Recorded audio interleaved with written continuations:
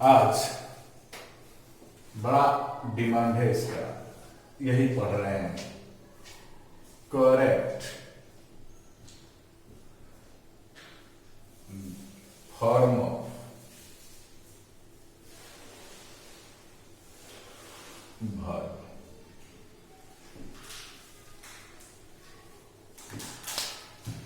हर एक एग्जाम में ये पूछता है correct form of verb, verb के फॉर्म को पूछता है कि कैसे फिल इन द ब्लैंक्स करें, जगह दे देता है और कहता है कि कैसे इसको बनाएं। अब ये समझना बहुत जरूरी है। जैसे मैं एक क्वेश्चन दे देता हूं,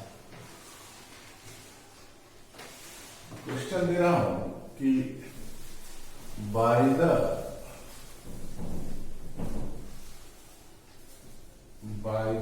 टाइम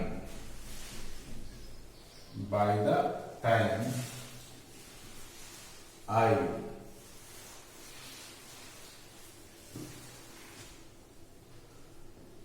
reach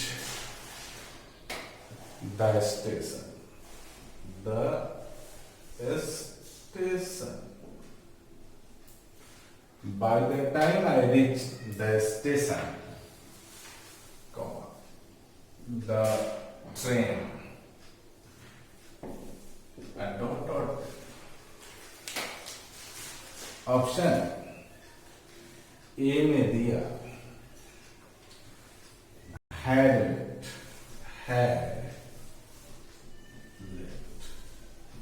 ऑप्शन बी में दिया had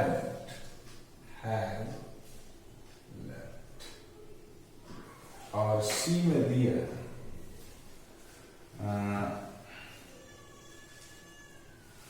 have been चाहे will have left, और डी में दे दिया will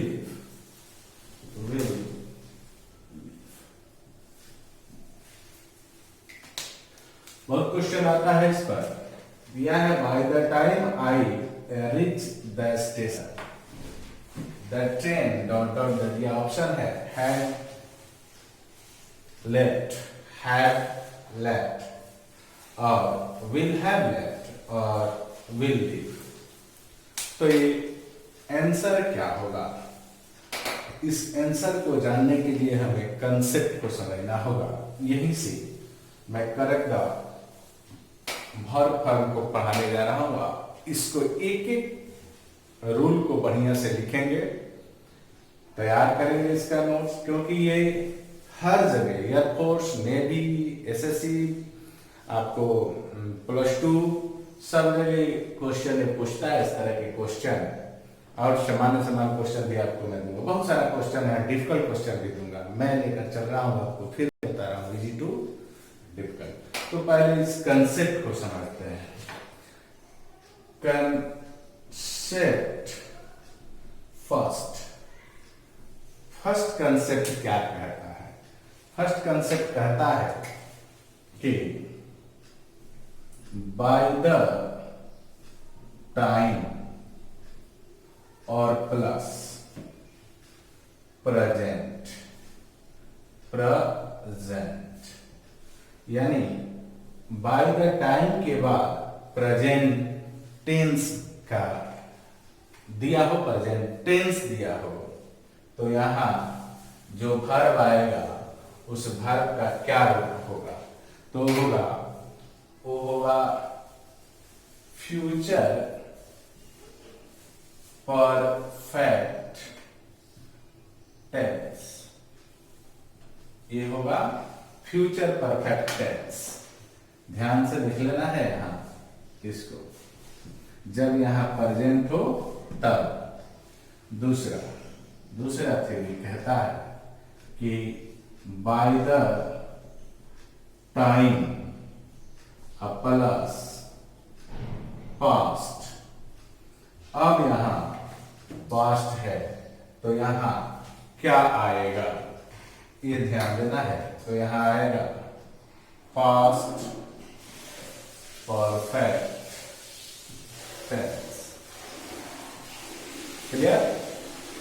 तीसरा और अंतिम, यहां अगर दे दे बाय द टाइम,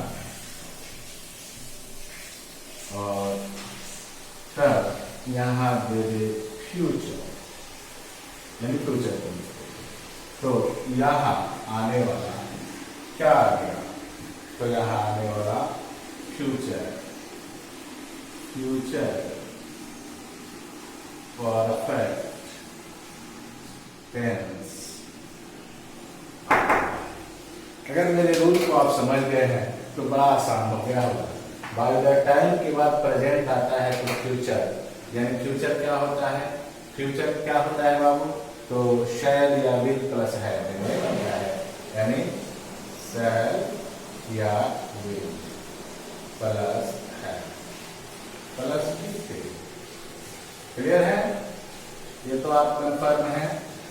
और अगर यहाँ पास्ट आता है तो यहाँ आपको पास्ट परफेक्ट लाना है, तो ये क्या हो जाएगा, हैड प्लस भी, और फिर ये फ्यूचर है, प्रेजेंट यानी फ्यूचर है, तो फिर ये अब ध्यान देते हैं क्वेश्चन पर चलते हैं।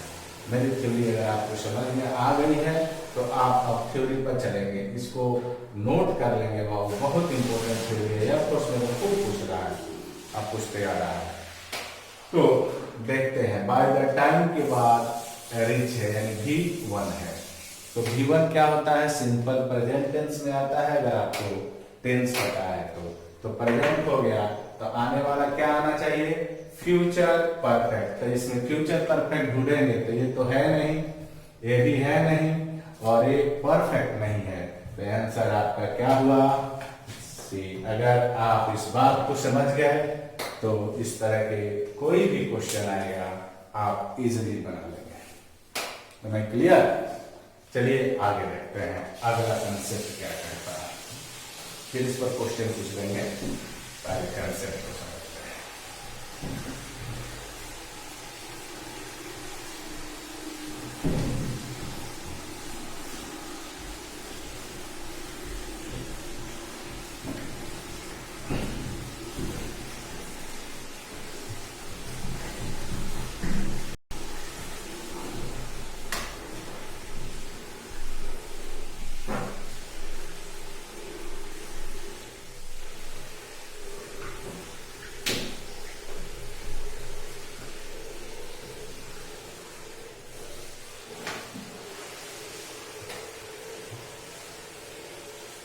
अब देखते हैं दूसरा कंसेप्ट, यानी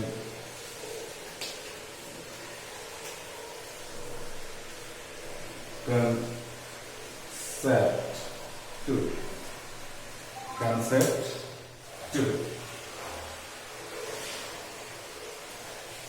कंसेप्ट टू कहता है कि by the time, by the time plus future, यानी कोई भी ऐसा चीज जिससे हमको पता चले कि ये फ्यूचर टेंस है, कोई जरूरी नहीं है कि भर भी दे, बहुत सारा ऐसे शब्द हैं जिससे हमको पता चल जाता है कि हम फ्यूचर की बात कर रहे हैं, वो एक वर्ब होता है जिससे पता चलता है कि फ्यूचर। तो अगर यहाँ दिया है तो भी यहाँ फ्यूचर परफेक्ट टेंस आता है, क्या आता है। अब एक वाक्य को गौर करते हैं ताकि आप इसको बेहतर से समझ सकें। जैसे मैं कहूं कि by the time next year, bye the time next year, bye the time next year, और कॉमन एरर बना दो इसको, चलिए, और इसको यहां ए दे दिया, और लिख दो Harish will, Harish will take, इसको कर देते हैं B. Harish will take his degree, इसको कर देते हैं सी। और अब करते हैं नो एरर, इसको करते हैं डी। अब आपसे आंसर पूछते हैं। पहला तो फिल इन द ब्लैंक्स था, समझ में आ गया। देखिए कई तरह से क्वेश्चन पूछे जाते हैं, आपको यह ध्यान रखना है कि कंसेप्ट क्या कह रहा है। हमें कंसेप्ट से मतलब है।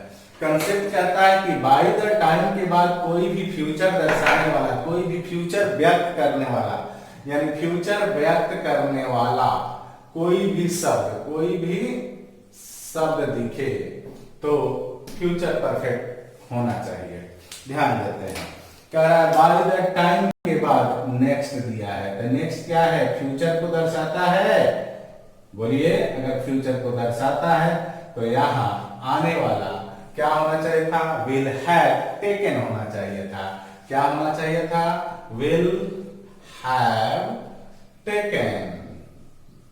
Am I clear? इसका मतलब हो गया आपका आंसर क्या होगा, तो आंसर होगा बी पार्ट। क्लियर? बहुत सारा क्वेश्चन आपसे इस तरह से पूछा जाएगा और आपको जवाब देना होता है। आगे बढ़ते हैं। नेक्स्ट,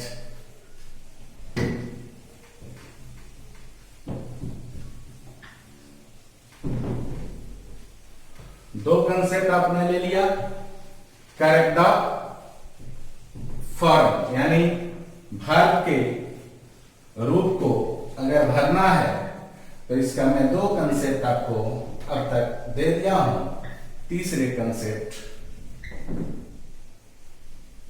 तीसरा कंसेप्ट अब ये रहा।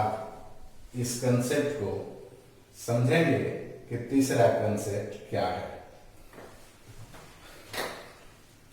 तीसरा कंसेप्ट कहता है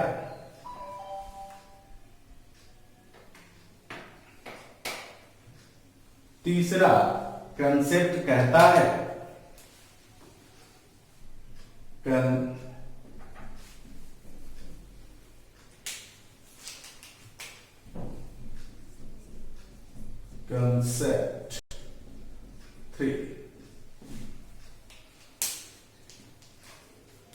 कि it is time. It is time. We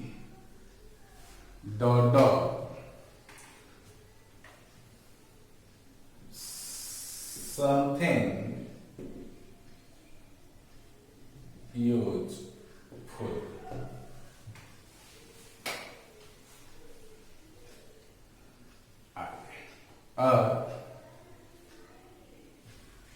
option लगाते हैं।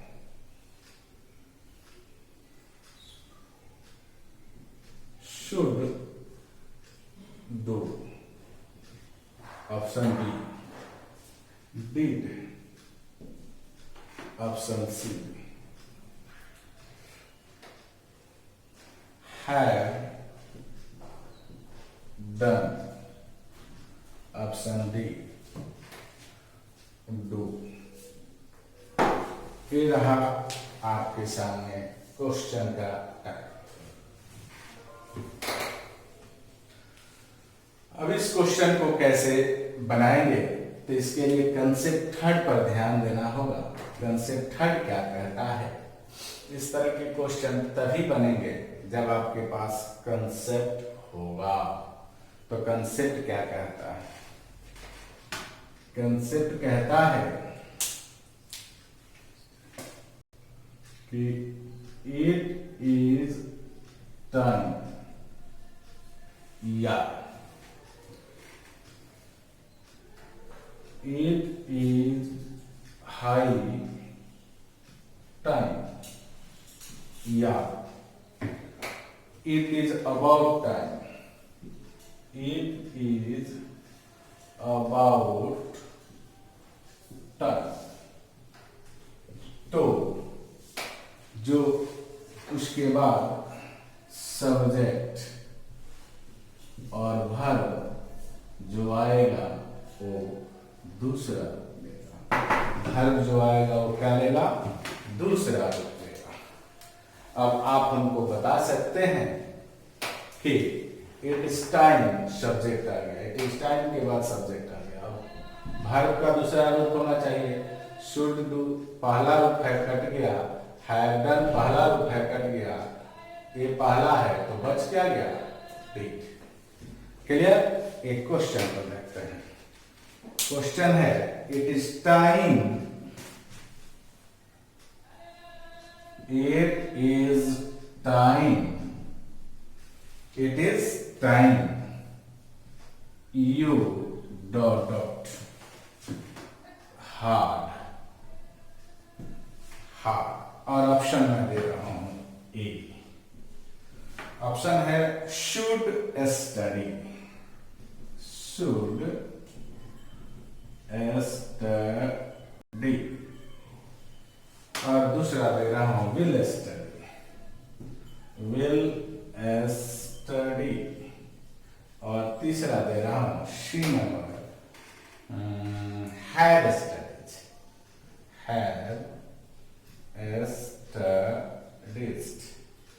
और डी में दे रहा हूं स्टडीज, स्टडीज। अब आपके पास देखना है कंसेप्ट अगर क्लियर है तो कितना मजा आता है बनाने में। देखिए कंसेप्ट कह रहा है कि इट इज टाइम या इट इज हाई टाइम या इट इज अबाउट टाइम के बाद सब्जेक्ट आ जाए तो वर्ब का कौन सा रूप आएगा? दूसरा। ये दूसरा रूप है क्या? ये है क्या? ये है क्या? ये है। तो आंसर हो गया आपका डी। क्लियर आया ना? ये था आपका तीसरा कंसेप्ट। समझने की जरूरत है और आगे बढ़ते चलना है। आइए मैं इसको मिटाऊं, अगले कंसेप्ट की तरफ चलता हूं।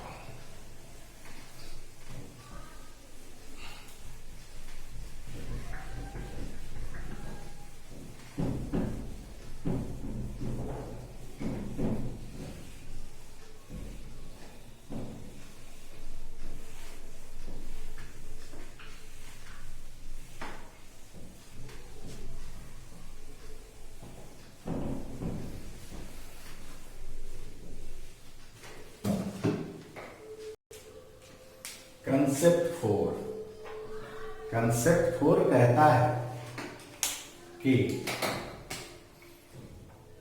2 प्लस V1, यानी 2 के बाद हमेशा क्या आना चाहिए? V1 आना चाहिए। ये कंसेप्ट कहता है।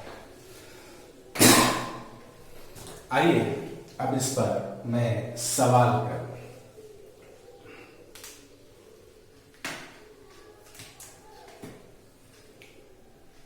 It is time, it is time to dot dot दे दिया हार्ड। ध्यान देना है।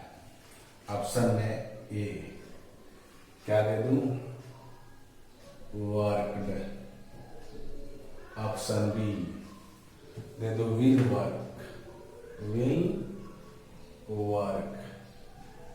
ऑप्शन सी सिर्फ वर्क दे दूं।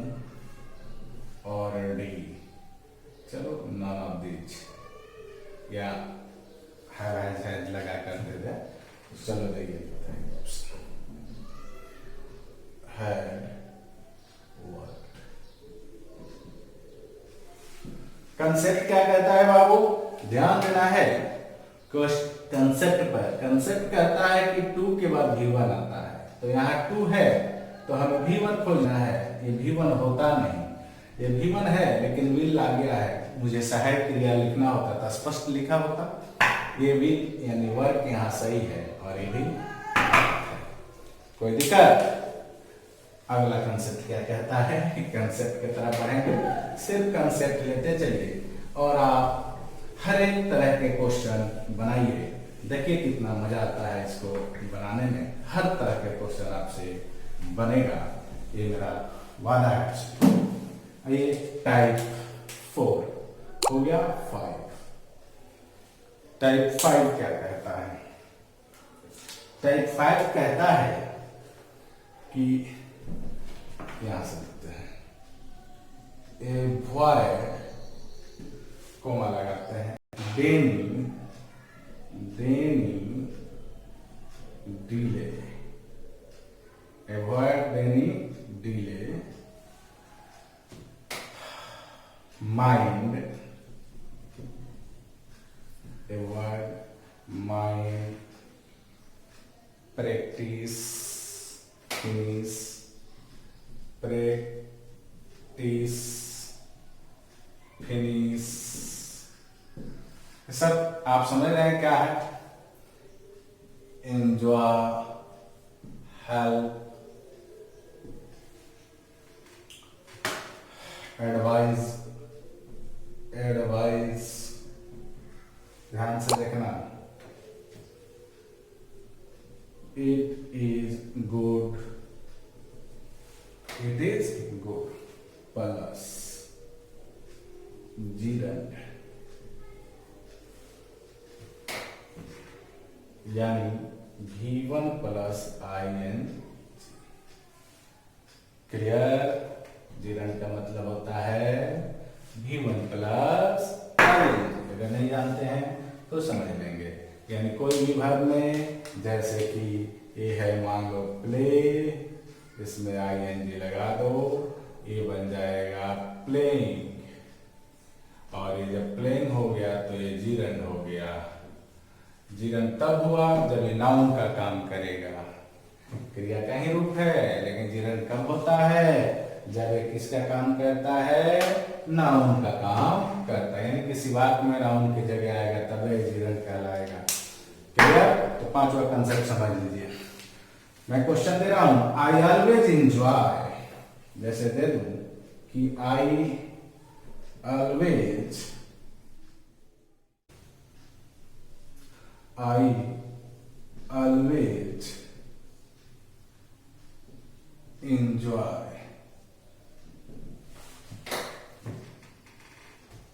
I always enjoy to a stranger। Option है ए,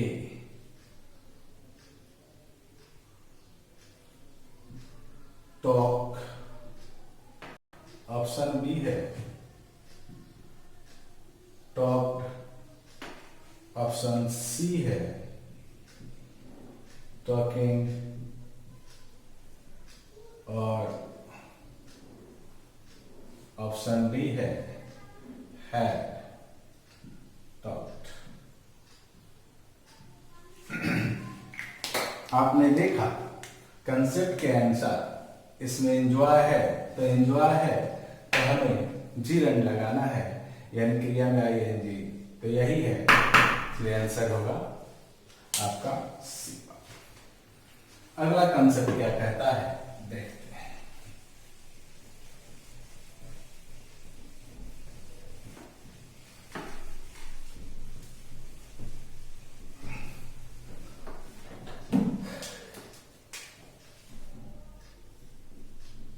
कंसेप्ट 6, कंसेप्ट 6 में मॉडल वर्ब से ले रहा हूं, मॉडल एक्सिलरी वर्ब से। ये है मॉडल एक्सिलरी वर्ब।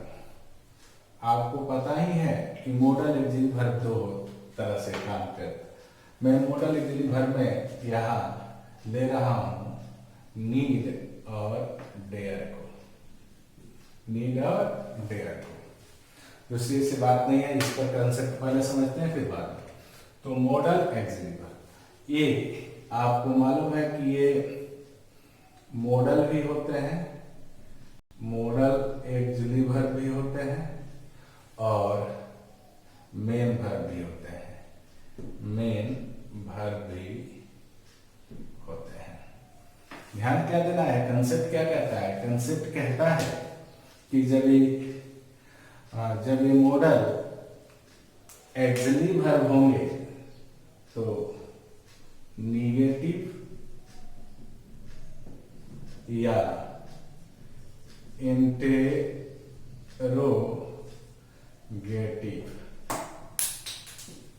निगेटिव या इंट्रोगेटिव अनुवाद का गठन करेंगे। किसका? तो निगेटिव या इंट्रोगेटिव, यानी निगेटिव या interrogative.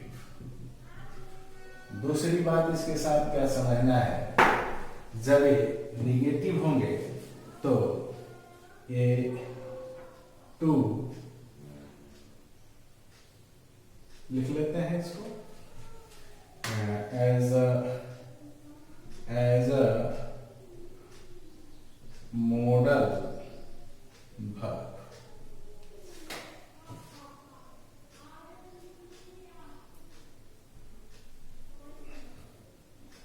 Can't get to with itself, यानी और ये आ जाता है मेन वर्ब। मैंने कहने का मतलब इन्फिनिटिव ये नहीं देते हैं अपने साथ। यू कांट गेट, इन्फिनिटिव लिख लो यहाँ सीधा, ज्यादा सुपीरियर होगा। Infinitive,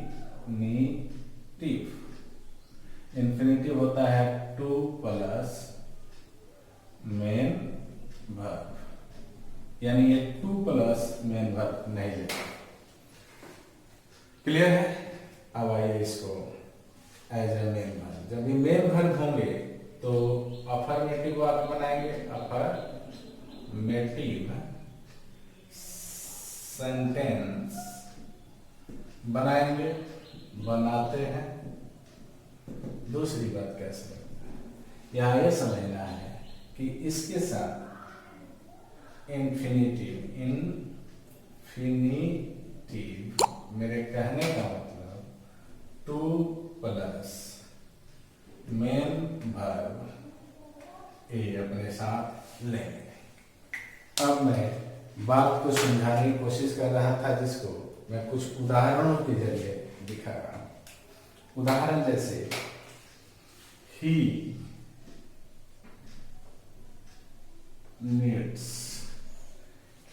needs work hard।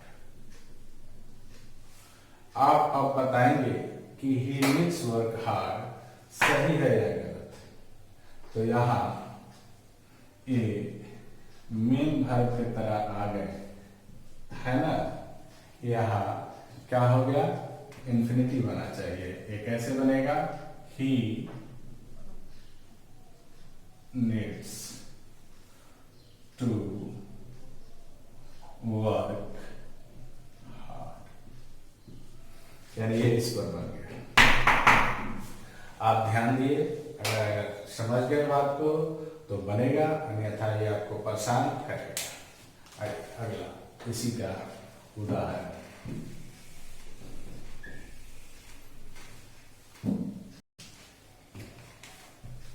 I need help him। वाक्य गलत है, क्यों?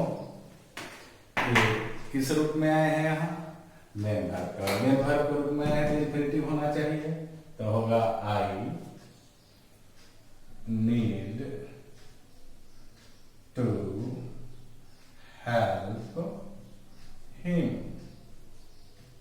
ये वाक्य सही होगा, I need to help him। Clear हुआ? आगे बढ़ते हैं।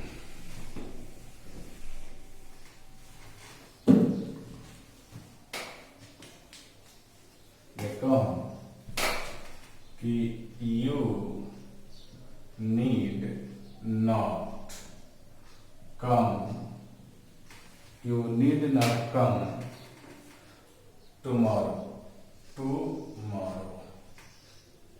अब ये सही है, क्यों? क्योंकि यहाँ पर ये क्या है? मॉडल है, और जब मॉडल ये भी है तो ये देखिए निगेटिव है, निगेटिव है।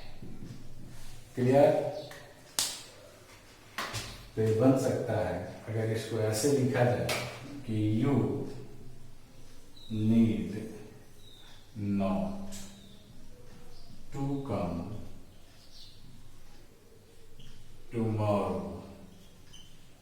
तो ये वाक्य सही होगा या गलत? तो आप कहेंगे गलत, क्योंकि ये यहाँ क्या है? तो मॉडल है,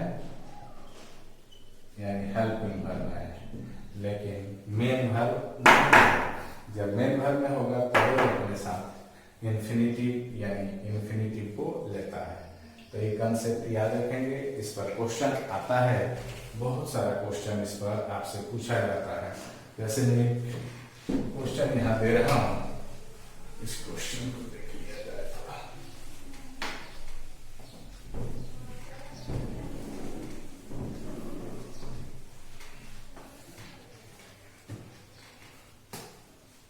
He dare, ये कर देते हैं, not to, इसको भी करते हैं, he dare not to come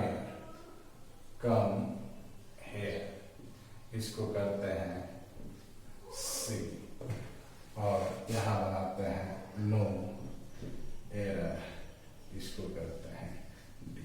answer क्या होगा? आंसर होगा बी, कि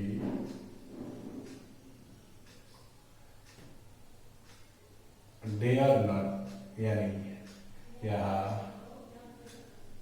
नॉट टू नहीं होगा, यहाँ क्या होगा?